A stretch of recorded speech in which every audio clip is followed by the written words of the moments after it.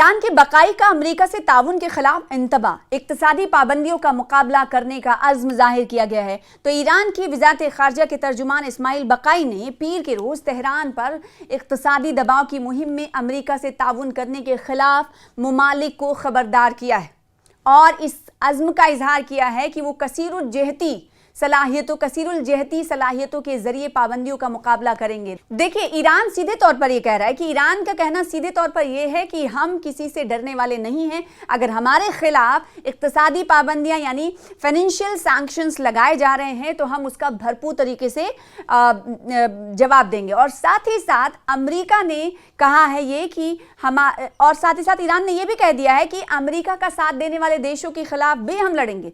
अमेरिकी वजीर खजाना स्कॉट बेसेंट दोपहर एक प्रेस कॉन्फ्रेंस कर रहे थे जिसमें ईरान के खिलाफ सख्त तरीन इक़दामात का इंकशाफ किया जाएगा। उन्होंने कहा कि अब क्या किया जाएगा इसकी इन्होंने जानकारी नहीं दी है, लेकिन हाँ इतना ज़रूर है कि मंडे के दिन यानी पीर के रोज़ अमेरिका ने कहा था कि जो फाइनेंशियल सैंक्शंस हैं जो ईरान के ख़िलाफ़ हमें लगाए जाने, यानी जो ईरान के ख़िलाफ़ अब तक जो कदम अमेरिका उठाता रहा है उससे ईरान और मजबूत हुआ है और मजबूती के साथ ईरान ने अमेरिका को जवाब दिया है। अब ऐसे में अमेरिका थक चुका है कि आखिर इसे ईरान को कैसे झुकाया जाए। अब सारी कोशिशें तो कर ली हैं, अब कोई कोशिश ऐसी भी नहीं रही इस बीच की कोई काम या फिर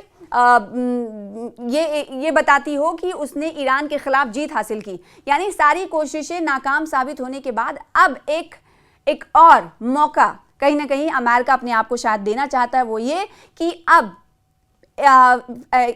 फाइनेंशियल सैंक्शंस लगाने की कोशिश कर रहा है। यानी कि अब वो ये कह रहा है कि अब युद्ध से नहीं माने, जंग से नहीं माने, बातचीत से नहीं माने, अब हम आपको कमज़ोर करेंगे, आपको इक्तिसादी तौर पर, आर्थिक तौर पर कमज़ोर करेंगे। आप इसके लिए अमेरिका क्या करेगा, कई देशों को इकट्ठा करेगा और वो कहेगा कि ईरान के साथ कारोबार मत करिए, या फिर ये कह सकता है कि अगर ईरान दूसरों से कारोबारी मरासिम जो है जारी रखता है तो उन पर टैक्स लगा देगा।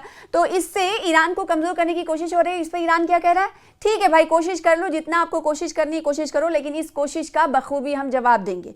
मखसूस इक़दामात की तफसील बताए बगैर बेसेंट ने क्या कहा था वो आपको बताते हैं। बेसेंट ने इंदिया दिया कि अमेरिका खौफजदा अक़वाम को निशाना बनाएगा जो ईरान की मईशत और मालियाती निज़ाम के साथ मुंसलिक होकर उसे खुश करने की कोशिश करती है। देखिए, ये अमेरिका ख्वाबी पुलाव या कह सकते हैं ख्वाबी पुलाव इस वक्त बना रहा है। ख्वाबी पुलाव क्योंकि हकीकत में तो बना नहीं सकता। ईरान कई दिनों से पाबंदियों की तैयारी कर रहा है और उसने एक बड़ी फौजी रद्द-ए-अमल का इशारा देते हुए सख्त अल्फाज में बयानात जारी किए हैं। ईरानी मीडिया ने कहा कि पाकिस्तान के आर्मी चीफ आसिम मुनीर, जिन्होंने अमरीकी सदर डोनाल्ड ट्रंप से ज़ाती ताल्लुकात इस्तवार किए, गुफ्तगू के लिए ईरान पहुंच गए। पाकिस्तान ने कहा है कि ये दौरा इलाकाई अमन इस्तेहकाम को फ़रोग देने की कोशिशों का हिस्सा है और मक्का दिफाई मुआहदा यानी मक्का डिफेंस डील या फिर पैक्ट आलमी सतह पर खासी तवज्जो हासिल कर रहा है इस वक्त, क्योंकि ये कहीं ना कहीं नाटो कहा जा रहा है। ये मिडिल ईस्ट का नाटो इसे कहा जा रहा है इस पैक्ट को। तो क्या ये माना जाए कि इसमें कई और देश शामिल होंगे, तो आने वाले वक्त बताएगा। लेकिन सऊदी अरब, पाकिस्तान और तुर्की पर मुश्तमिल 3 मुल्की इत्तेहाद सिक्योरिटी ताउन को मजबूत बनाने और बढ़ते हुए खतरात के मुकाबले में मुश्तरका दिफाई सलाहियतों को मजीद मुअस्सर बनाने की कोशिश कर रहे हैं। और फ्रांसीसी ऐवान सदर के एक जरिए ने एक न्यूज़ एजेंसी से खुसूसी गुफ्तगू करते हुए कहा है कि दफाई मुआहदा खित्ते की नई सूरत हाल के तनाजुर में मौजूदा इत्तेहादों की नई तश्कील का बाइस बन रहा है। फ्रांस की जानिब से ये बयान सऊदी वली अहद और वजीर आजम शहजादा मोहम्मद बिन सलमान के दौरे फ्रांस के दौरान सामने आया, जो ऐसे गैर मामूली वक्त में हो रहा है जब खित्ता मुसलसल कशीदगी और सिक्योरिटी चैलेंजेस का सामना कर रहा है। फ्रांस की जानिब से मक्का दिफाई मुआहदे के मरकजी किरदार पर जोर दिए जाने के साथ अमरीकी सदर डोनाल्ड ट्रंप ने भी कहा था कि सऊदी अरब, तुर्की और पाकिस्तान की जानिब से मक्का पैक्ट पर दस्तखत एक बड़ा जुरतमंदाना और इंतहाई अहम कदम है। देखिए, मक्का पैक्ट इस वक्त सुर्खियों में है क्योंकि मक्का पैक्ट कहीं ना कहीं ये माना जा रहा है कि आने वाले दिनों में ये नाटो साबित होगा। जिस तरीके से यूरोपियन यूनियन का नाटो है, यानी नाटो जिस तरीके से काम कर रहा है, इस तरीके से इन ममालिक के साथ मिलकर एक बेहतर मुस्तकबिल तैयार करने की कोशिश के तौर पर इसे देखा जा रहा है।